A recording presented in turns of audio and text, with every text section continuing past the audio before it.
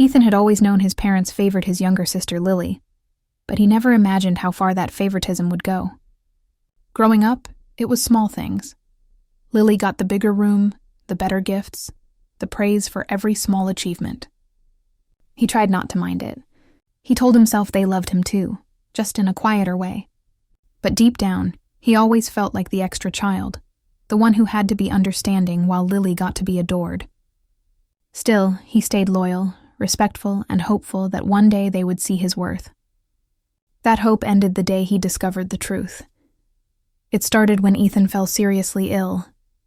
He had been working hard, balancing a part-time job while studying for his master's degree. He began feeling weak, dizzy, and tired all the time. After several tests, the doctor told him he had an autoimmune condition that required long-term treatment. The cost was heavy, but Ethan wasn't panicking. His parents had a savings fund, money they'd been putting away since he was a kid. They'd always told him that it was meant for emergencies like education or health. For once, he felt like maybe life was giving him a break. He trusted them completely. Days later, when he told his parents about the treatment plan, his mother smiled faintly. "We'll see what we can do," she said, and changed the subject. His father mumbled something about checking the accounts soon. Ethan noticed their hesitation but brushed it off, assuming they were just worried. He believed, perhaps too naively, that his parents would always protect him. Weeks passed with no update. The doctor called, reminding him to start treatment soon. One night, Ethan came home early after a long day at work. As he stepped into the house, he heard his parents talking in the kitchen. Their voices were low but tense. "We can't tell him," his mother whispered. "If he finds out we used that money, he'll never forgive us." Ethan froze. His father sighed. "He'll be fine. He's young. He can manage on his own. Lily's wedding is next month. We can't cancel now. She's finally marrying into a good family. That's more important right now." The words hit Ethan like a punch. He stood there, every part of him trembling. His heart pounded as he tried to make sense of what he'd just heard. His parents had used his medical fund, the money meant to save his life, to pay for his sister's wedding. A wave of disbelief washed over him. He stepped into the kitchen, his voice shaking. "You used my medical fund for Lily's wedding?" His mother's face turned pale. His father straightened his back and crossed his arms. "Ethan," his mother started, "it's not what you think." But he cut her off. "Then tell me what it is. The money I need for treatment, where is it?" His mother looked at the floor, guilt flashing across her face. "We didn't waste it," she said softly. "We used it for something important. Lily deserves a good start in life. You'll understand one day." Ethan felt his stomach twist. "A wedding? You call that important?" "I'm sick! I need that money to get better." His father's tone hardened.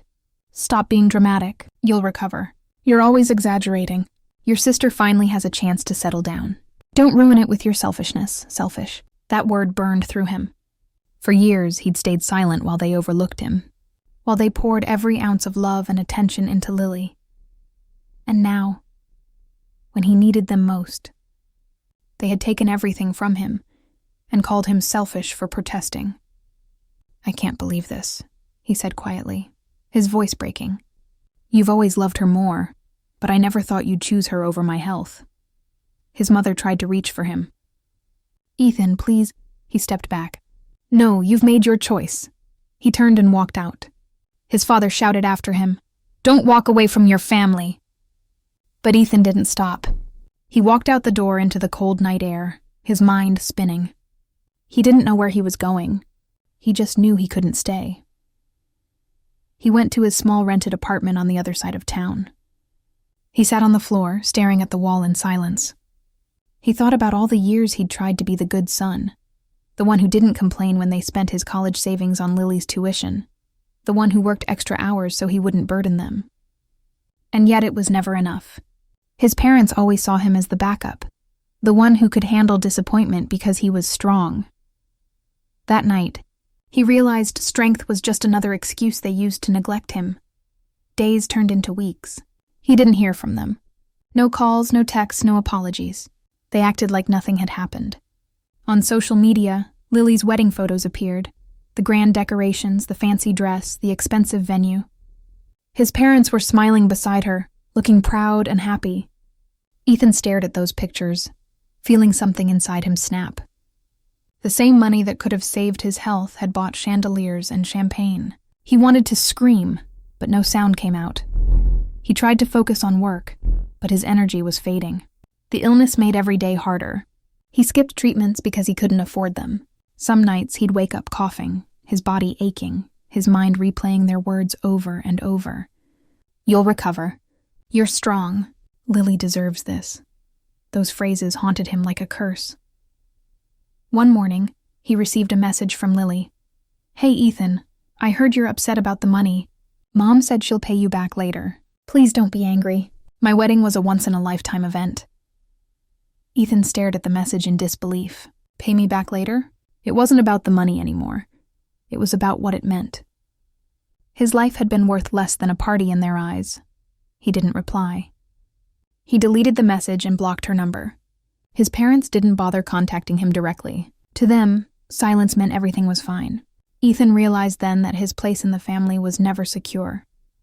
He had always been temporary, replaceable. Months went by. He managed to stabilize his health with cheaper medication, but he was exhausted, emotionally and physically. Sometimes, when he passed by families laughing together, he felt a deep ache in his chest. He missed having parents he could rely on, but that version of them no longer existed. The people who raised him had chosen luxury over loyalty. Ethan started to rebuild his life quietly. He worked extra hours, avoided family gatherings, and told everyone he was too busy. No one from home reached out, not even on his birthday. It was like he had been erased from their world, but that emptiness began to harden into something else. Resolve. If they could live without him, he could learn to do the same. Then one evening, while walking home from work, he passed a jewelry store window and saw a familiar photo. His sister and her husband smiling, holding hands, promoting the store that had sponsored their wedding. His parents' faces were in the background, glowing with pride. For the first time, Ethan didn't feel anger. He felt clarity. They had chosen their happiness, their image, their golden child, and he was done trying to belong. He went home, packed away the few family photos he had, and placed them in a box. He didn't burn them, didn't throw them away. He simply put them out of sight. That act wasn't out of hate. It was his quiet goodbye, the moment he decided he would never go back to being the forgotten son begging for approval. That night, he sat by the window, the city lights flickering outside, and made a silent promise. He wouldn't let their betrayal define him. He would build a life where no one could take from him again. And if his parents ever needed him, they would learn what it felt like to be on the other side of silence. Ethan had lost his savings, his trust and his family, but in that loss, he gained something they could never buy, the strength to walk away. That was the night his story of revenge began. Not with anger, but with a calm decision to cut off everyone who had treated his life as disposable. He wasn't looking for payback anymore. He was seeking peace, and he would find it by finally breaking free from the people who had never truly seen him. Ethan's life after leaving his parents' house was quiet, but heavy. The first few months felt like walking through fog, numb, tired, and uncertain. He worked long hours at a small IT firm, spending his nights alone in his tiny apartment. The world outside kept moving, but he felt stuck, replaying that night over and over. His parents' cold faces, his father's harsh words, his mother's excuses. The anger never faded. It just buried itself deep, growing heavier each day. He tried to tell himself he didn't care, but the pain was always there, waiting for a quiet moment to rise again. His illness made everything harder. Some mornings he could barely get out of bed. He skipped breakfast, went straight to work, and forced a smile for his coworkers. No one knew what he was going through. The sleepless nights, the constant ache, the fear of not being able to afford the next dose of medication. He used to be proud of his resilience, but now it felt like a curse.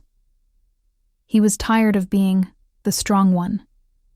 He just wanted someone to care. One evening, after a long shift, he scrolled through social media and froze. His sister Lily's wedding photos were everywhere, bright, beautiful, and full of laughter. The captions praised the perfect family and the dream wedding. There they were, his parents, smiling proudly beside her, dressed in expensive clothes. He felt his stomach tighten. That money, his treatment fund, was shining on their faces in the form of gold jewelry and luxury decorations. His sister's happiness was built on his suffering. He shut off his phone, but the images kept flashing in his mind. He felt betrayed all over again. They had celebrated while he was fighting just to stay healthy. That night, he couldn't sleep. He stared at the ceiling, feeling a storm rise inside him, a mixture of anger, sadness, and something else he couldn't name. For the first time, the thought of revenge crossed his mind. Not violent or cruel, but something that would make them feel what he had felt. The loss, the silence, the abandonment. Over the next few weeks, he kept thinking about it. His parents had built a small business that provided digital accounting services. Years ago, Ethan had helped them move everything online, set up systems, passwords, backups. Even after leaving, he still occasionally fixed small issues for them remotely, though he didn't talk to them directly. The business depended on his knowledge. Without him, they would struggle. One afternoon at work, his boss asked him to fix a client's crashed server. As he typed, Ethan's mind drifted. He realized how easily he could turn that same skill against his parents' company. He knew every detail about their systems, the structure, the clients, the data. One wrong update or a missed backup, and their entire business would collapse. The thought both scared and excited him. He closed his laptop, his heart pounding. Could I really do it? But revenge wasn't simple. The idea lingered, tempting him, but another voice whispered that it would make him just like them, selfish and cruel. For days he battled with himself. Every morning he'd wake up determined to move on, but every night, the pain returned. They had taken everything from him and never once apologized. Did they even think about what they had done? Or had they erased him completely from their lives? A few weeks later, Ethan received an unexpected email from his father's company. It was a technical issue. The system needed a security update. Normally, he'd handle it right away, but this time, he hesitated. He stared at the screen, feeling that old anger rise again. They still expected him to help, even after everything. He opened the files and saw how disorganized their database had become. If he walked away now, the whole system would eventually break down. They'd lose clients, money, and reputation. It would be slow, painful, and impossible to fix without him. He sat there for hours, thinking. Finally, he wrote a reply, polite but distant. I won't be able to assist anymore. Please hire another technician. He sent it and felt something shift inside him. For the first time, he had said no. It wasn't revenge yet, but it was power, the kind he'd never had before. Days passed, and he waited for a reaction. None came. Instead, he got a message from his mother. Ethan, we need your help urgently. The system's crashing, and your father is stressed. Please fix it for us. He read the message again and again, feeling an unexpected satisfaction. They needed him now, but he didn't reply. He turned off his phone and went for a walk. The evening air was cool, and for the first time in months, he felt a strange calm. However, the silence didn't last long. His phone soon buzzed with missed calls, one after another. His mother, his father, even Lily. Please, Ethan. Dad's business is collapsing. You're the only one who knows how to fix it. He didn't answer any of them. He let them feel the desperation, the helplessness he had known so well. But revenge wasn't as satisfying as he thought it would be. At night, he lay awake wondering if he had gone too far. The guilt mixed with relief until he couldn't tell which feeling was stronger. He didn't want to destroy them completely. He just wanted them to understand what they had done to him, how their choices had broken something that could never be repaired. To distract himself, Ethan started focusing more on his work. His dedication impressed his boss, who soon gave him a promotion. He began saving money again, this time for his own life, not for anyone else's dreams. Slowly, he started building a small list of private clients on the side. He helped small businesses fix their systems, earning respect for his skill and reliability. Each success reminded him that he could stand on his own, that he didn't need his family to feel whole. One day, while organizing his files, Ethan found an old photo on his computer, a picture of his family before everything fell apart. He looked younger, smiling beside his parents and Lily. They looked happy. He almost didn't recognize them. For a moment, sadness washed over him. He missed what they used to be, or maybe what he used to believe they were. He closed this photo and whispered to himself, "That family doesn't exist anymore." A week later, he ran into an old neighbor who mentioned that his parents' business was struggling. Clients were leaving because their system was unreliable. Ethan nodded, but said nothing. Inside, he felt a quiet ache, not joy, not guilt, just emptiness. They were reaping what they had sown, and there was nothing left for him to do. Then, out of nowhere, he received a call from Lily. He almost didn't answer, but curiosity got the better of him. Her voice was soft and shaky. "Ethan, things are really bad. Dad's health isn't great, and Mom's worried. Can you please talk to them? They miss you." Ethan stayed silent for a moment, then said, "They didn't miss me when I needed them." Lily sighed. "I know, but maybe it's time to forgive them." He didn't reply. He just said, "Take care of them," and hung up. After the call, he felt conflicted. A part of him wanted to forgive, to let go of the bitterness. But another part, the one that had suffered in silence, reminded him that forgiveness without change meant nothing. That night, Ethan sat in front of his computer, staring at his new business plan. He had enough savings now to start his own company, one that he controlled entirely. No one could take from him again. He named it Phoenix Tech, because like the mythical bird, he felt he was rising from the ashes of his past. Within months, his small firm began to grow. Clients appreciated his honesty and skill. He hired a few employees, offering them the fairness he never received from his family. He didn't talk about his past, but every success felt like quiet justice. His revenge was no longer about hurting his parents. It was about proving that he could rebuild himself without them. Ethan never checked on his parents' business again. He didn't need to. The silence between them said enough. For years he had carried the pain of betrayal like a wound. Now that wound was healing, not through revenge, but through self-respect. He learned that sometimes the best way to get even is not to destroy what hurt you, but to rise so high that it can no longer reach you. As he looked out his office window one evening, watching the city lights shimmer, Ethan smiled faintly. His past had nearly broken him, but it had also built him. Revenge had started his journey, but forgiveness, silent, distant, and private, was what ended it. And in that quiet moment, he finally felt free. Months passed since Ethan decided to cut his parents off, and in that time, his life began to shift. The silence from them was no longer painful. It was peaceful. He worked hard at Phoenix Tech, his own growing company, and slowly built a life that belonged entirely to him.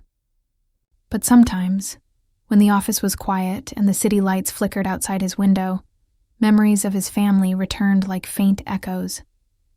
He had gained success, but a part of him still wondered if revenge had really healed him, or simply built a wall around his heart. One morning, as Ethan was finishing a client meeting, his phone buzzed. The caller ID made his chest tighten. It was his mother. He stared at the screen for a long moment before rejecting the call. Seconds later, a message appeared. Ethan, please pick up. We need to talk. He ignored it, but then more messages followed. Your father's business is failing. We're desperate. Please help us. For a while, he sat there frozen. A strange mix of emotions filled him. Anger, pity, and something that felt like closure. The same people who had left him helpless now wanted his help. He remembered all the nights he'd lain awake sick, wondering if they cared whether he lived or died. And now here they were, asking for a lifeline. He should have felt satisfaction, but all he felt was emptiness. That evening he went home and sat by the window, phone in hand. The calls kept coming. He didn't answer. He wanted them to feel the same silence he had endured. But the next day, when he opened his email, he saw one from his sister, Lily. The subject line read, "Please don't ignore this." Against his better judgment, he opened it. "Ethan," she wrote, "I know you hate us. You have every right to. I didn't know about the fund until after the wedding. Mom lied to me about where the money came from. I'm sorry for what happened. I wish I could change it. But Dad isn't doing well. He's been sick, and the business is collapsing. Mom cries every day. Please talk to them once. If not for them, then for yourself." Ethan read the message twice. For the first time, Lily's words felt real. Not defensive, not spoiled, just honest. He didn't reply right away. Instead, he closed his laptop and went for a walk. The city buzzed with noise, cars honking, people laughing. He felt like a ghost among them. Someone alive but still living with invisible scars. He had built walls around himself to stay safe, but now those walls made him feel isolated. That night, he dreamed of his old house, the laughter, the warmth, the smell of his mother's cooking. In the dream, he was a boy again, before all the bitterness, before the betrayal. When he woke up, he realized how much he had lost. Not just family, but the version of himself that once believed in love without fear. Days later, Ethan finally decided to see Lily. They met at a small cafe near his office. When she walked in, he almost didn't recognize her. She looked older, tired, her cheerful glow replaced with worry. "Ethan," she said softly, sitting down. "I didn't think you'd come." "I wasn't sure I would," he admitted. They sat in silence for a moment. Then she said, "I know you think I was part of it, but I swear I didn't know. Mom told me it was from a business loan. I found out the truth months later. I tried to talk to her, but she told me to stay out of it." Ethan looked at her, studying her expression. For years, he had blamed her as much as their parents. But now, seeing her eyes filled with regret, his anger softened. "It doesn't change what they did," he said quietly. "They chose their pride over me." Lily nodded. "I know, and now they're paying for it. Dad's company is almost gone. He's been sick for months, but he's too proud to admit it. Mom's scared. I don't expect you to forgive them, but maybe just talk to them once. You don't have to help. Just let them know you're okay." Ethan hesitated. Part of him wanted to walk away, to protect the peace he had finally built. But another part whispered that closure sometimes came from confrontation, not avoidance. He agreed to visit, not for them, but for himself. When he arrived at his parents' house after years of silence, everything looked smaller. The walls that once felt warm now looked worn and faded. His mother opened the door, and for a moment, she didn't move. Her eyes filled with tears. "Ethan," she whispered. "You came," he nodded, his expression calm. "I just wanted to talk." His father was in the living room, thinner than Ethan remembered, his hair grayer. The proud man who once scolded him now looked fragile. "You look well," his father said awkwardly. "I am," Ethan replied. "I built my own company. Things are good." His mother smiled faintly through tears. "We always knew you'd make it." Ethan almost laughed. "You didn't believe in me when I needed you." The words came out sharper than he intended. His father looked down. "I made mistakes," he said quietly. "I thought I was doing the right thing. I thought Lily's marriage would secure her future, and that you'd recover. I didn't realize what I was destroying." Ethan's chest tightened. Hearing the apology didn't erase the past, but it brought something close to peace. "You hurt me more than you'll ever know," he said. "But I'm not here to argue. I just wanted to tell you I'm done being angry. I'm not coming back, but I'm moving on." His mother reached out. Can we at least see you sometimes?" He shook his head. "Not now, maybe someday, but not yet." He stood to leave. His father's voice stopped him. "Ethan," he said, struggling to speak, "I'm proud of you." For a moment, Ethan didn't know what to say. Those were the words he had wanted to hear all his life, but now they felt hollow. Still, he nodded once and walked out the door. As he stepped into the sunlight, he felt something shift inside him. Not forgiveness, but release. That night, back at his apartment, he sat by the window again. For the first time in years, he felt light. The revenge, the silence, the anger. It had all led him to this moment. He didn't need to destroy them to win. Walking away on his own terms was victory enough. Months later, Ethan's company flourished. Phoenix Tech expanded across cities, known for its integrity and efficiency. He hired people who had been overlooked by others, giving them the chances he never got. His success became his quiet revenge, not against his parents, but against the pain they caused. He had turned betrayal into strength. One evening, Lily visited his office. She brought a photo, their family from years ago. "Mom wanted you to have this," she said. "Dad passed away last week." Ethan froze for a moment, then nodded. There were no tears, only a deep, steady calm. He took the photo, thanked her, and placed it on his desk. After she left, he looked at the picture. The smiling faces no longer hurt him. Instead, they reminded him how far he had come. His father was gone, his mother old and frail, his sister distant, but Ethan was alive, healthy, and at peace. He leaned back in his chair and whispered to himself, "I won." Not in a loud, triumphant way, but with quiet strength. He had won back his life, his dignity, his freedom. The next morning, he donated a large sum to a charity that funded medical treatments for struggling students. He didn't sign his name. It wasn't about recognition. It was about closing the circle. What his parents had taken from him, he would now give to others. Years later, Ethan still thought about his family sometimes. He never reconnected with his mother, though he sent her money anonymously to help with bills. He didn't do it out of love or guilt. He did it because he didn't want to carry hatred anymore. In the end, Ethan realized revenge hadn't healed him. Growth had. Revenge had given him power, but forgiveness, even in silence, gave him peace. He learned that sometimes the best way to rise above betrayal isn't to fight fire with fire, but to build a new life from the ashes. As he stood by his office window, watching the sunrise paint the sky gold, Ethan smiled softly. He had been broken, forgotten, and replaced, but he had rebuilt himself stronger than ever. His story wasn't about revenge anymore. It was about redemption, the quiet kind that doesn't shout, but shines.